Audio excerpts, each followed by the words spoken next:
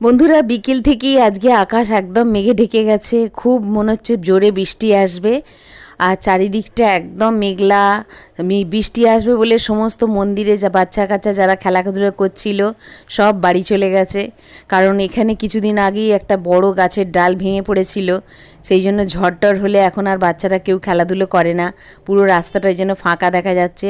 আর হনুমানগুলো ঝড়ের জন্য দেখুন, ঝড়ের জন্য বলবো না, একটুখানি বিকেল হলেই ওরা এরকম গাছের মধ্যে ডালের মধ্যে বসে আশ্রয় নিয়ে নেয়।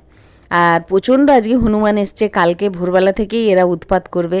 আর ঘরেতে তো ওয়ার্ড্রপের কাজ চলছে, যে কোনো মুহূর্তে কারেন্ট চলে যেতে পারে। ঝড় হলেই তো আমাদের এখানে কারেন্ট চলে যায়, তাই জন্য এমার্জেন্সিটা এনে রাখলাম। কারেন্ট চলে গেলে অন্তত জ্বালাতে পারবে।